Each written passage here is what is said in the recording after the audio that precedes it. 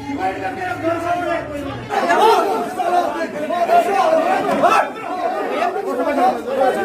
Minute अंदर एक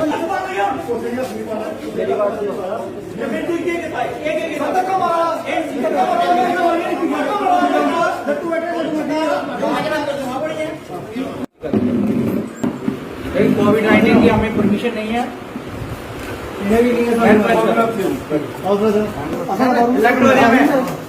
election लड़ा ऐसा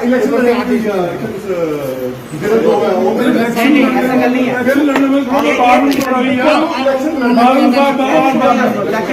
मीडिया ने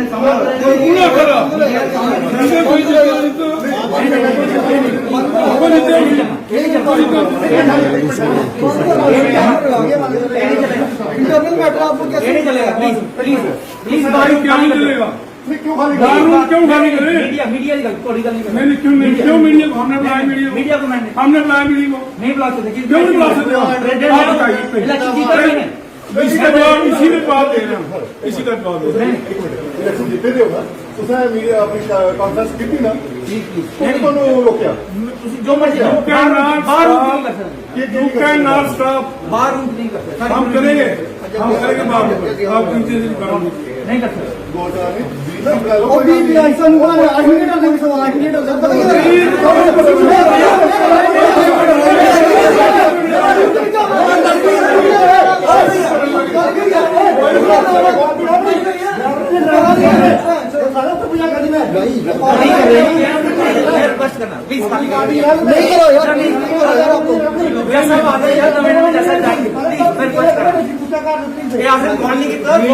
हो democracy election are conducted and he is the person जो है मेन पर्सन आएगा। कौन सा कह रहे हैं? आपने नहीं किया, आपने नहीं किया, हम नहीं कह रहे हैं। आप एलिगेंट बने ना, होल्ड कर रहे हो विदाउट परमिशन आपने नहीं बुलाया।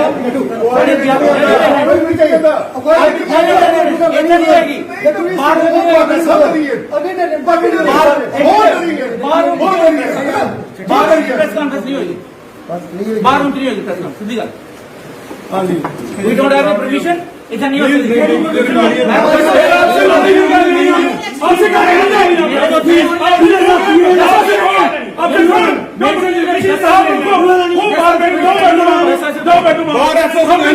इसकी परमिशन कोर्ट नहीं होगी, बस होनी यार, होनी है, नहीं होगी।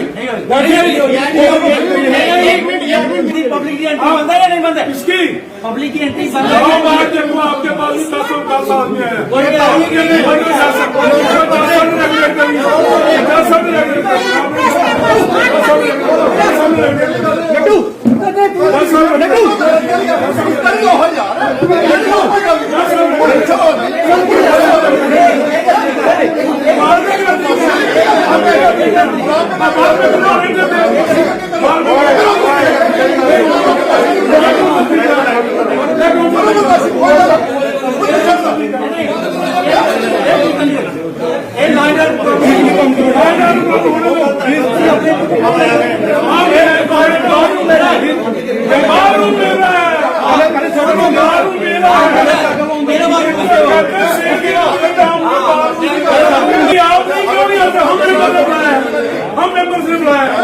हम मेंबर ने बुलाया, हम बुला सकते हैं। हम मेंबर ने बुलाया, इसने नहीं बुलाया, नहीं बुलाया, किसी ने बुलाया।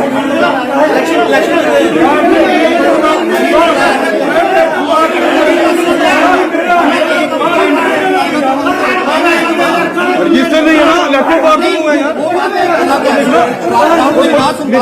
हमें बुलाया है इन्होंने, कठुआ ठीक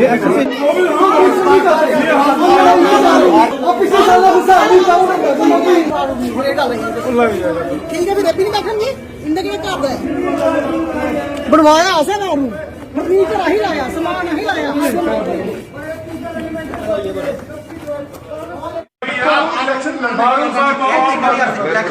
मीडिया ने सामान नहीं चलेगा।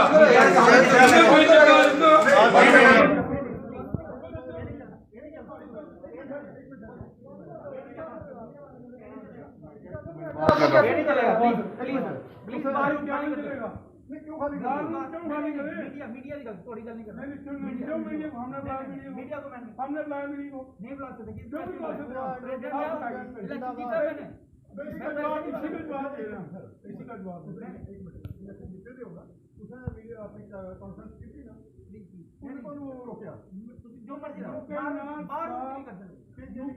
स्टाफ बाहर नहीं कर सकते। हम करेंगे बाहर आप नहीं कर सकते।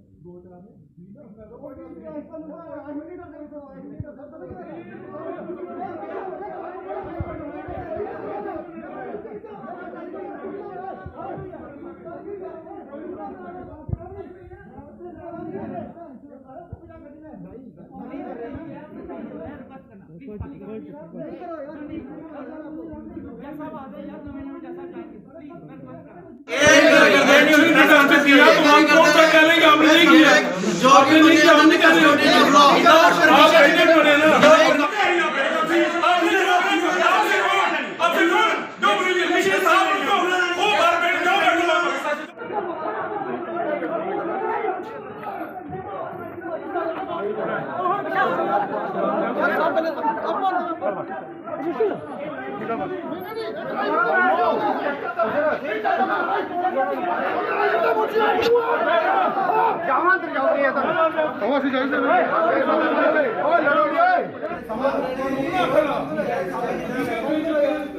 जिसको हम उजागर करने से रोक नहीं पाए।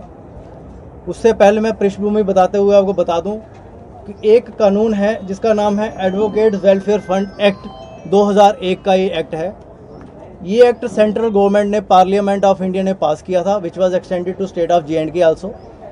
इस फंड के तहत एक अकाउंट बैंक कठुआ में, J&K बैंक कठुआ में, जिसका नंबर मैं पढ़ देता हूँ आपको 00260400100026370। ये बैंक अकाउंट जिसका नाम था advocates welfare fund account care of bar association Kathua.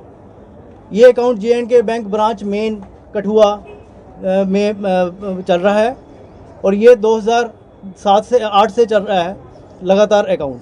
इस अकाउंट में जो वकालतनामा कठुआ हेडक्वार्टर में जितने भी वकालतनामा सेल होते हैं, पर वकालतनामा 10 रुपया ये एडवोकेट वेलफेयर फंड में इनवर्ड हमने जमा करवाना है कठुआ बार ने थ्रू प्रेसिडेंट। अजातशत्रु जी ने 2019 में टेक ओवर किया बार 27 मई 2019 को। उससे पहले मैं प्रेसिडेंट था। मैंने खुद 6,49,730 रुपीज़ उस अकाउंट में जमा करवाए। जिस दिन मैंने अपना हैंडओवर किया चार्ज 6,49,730 रुपये मैं उस बैंक अकाउंट में छोड़ के गया था।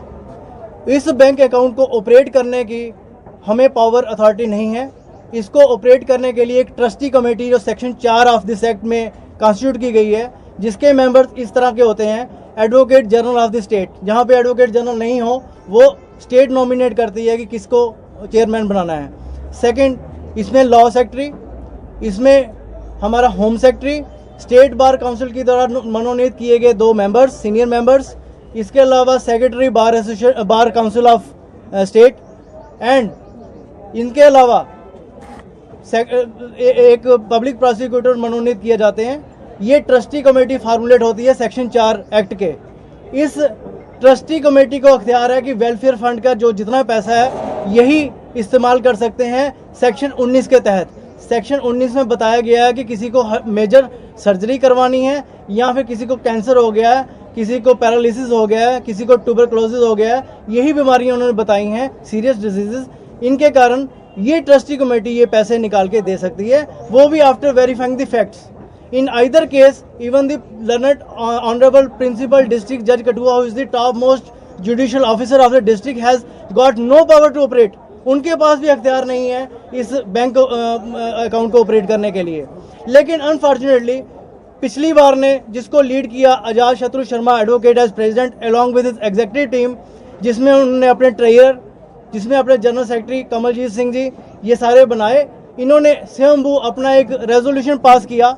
रेजोल्यूशन पास करने के बाद इन्होंने 18 मई को एक कॉन्स्टिट्यूशन बनाया, जिसमें इन्होंने कह दिया कि पार्लियामेंट ऑफ इंडिया जो कानून पास किया है वो एक साइड पे, हमारा रेजोल्यूशन एक साइड पे। ये सारे अख्तियार अब ट्रस्टी कमेटी नहीं करेगी, हम खुद करेंगे कठुआ के बार एसोसिएशन के मेंबरान, जो कि मैंडेट ऑफ लॉ के बिल्कुल विरुद्ध है, जो कि कानून की एक वायलेशन है, जो सीरियस ऑफेंस है।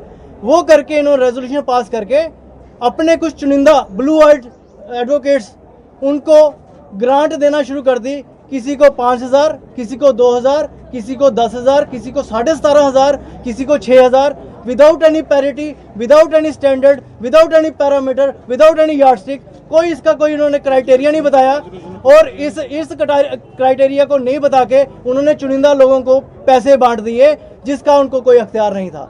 ऐसे में उन्होंने अपने टेन्योर, जो कि तकरीबन 2 साल का टेन्योर था, उस टेन्योर के दौरान उन्होंने तकरीबन 2 लाख से ज़्यादा रुपए का गबन किया। इसके अलावा इस 2 साल के टेन्योर में, जबकि मेरे टेन्योर में 13 महीने में मैंने 2 लाख से ज़्यादा पैसे इस अकाउंट में जमा करवाए थे, इन्होंने अपने 2 साल के टेन्योर में तकरीबन 20-22 महीने के टेन्योर में सिर्फ 43,000 रुपये जमा करवाया इस अकाउंट में, जो कि बाकी पैसे कहाँ गए ये भी एक गबन का एक स्रोत बनता है। इसके लिए 16 मार्च को मैंने और मेरे सीनियर काउंसिल, हमारे spokes person Kathua advocates association के सीनियर एडवोकेट श्री अरविंद कुमार गुप्ता जी और मैं कीर्ति भूषण एडवोकेट, हमने मिलकर एक कंप्लेंट 16 मार्च को हमने पहले इसकी स्टेटमेंट निकलवाई और जब इसको पूरा एनालाइज किया और हमें पता चला कि इतने बड़े लेवल का गबन हो गया है, 18 मार्च को honourable your lordship chief justice of India को हमने कंप्लेंट लिखित रूप में दी। ये 17 पन्नों की कंप्लेंट भी मैं आपके हवाले करूंगा ताकि आप इसको पढ़ लें और इसको आगे बता दें। इसके अलावा इस कंप्लेंट को हमने बाय रजिस्टर्ड पोस्ट भेजा।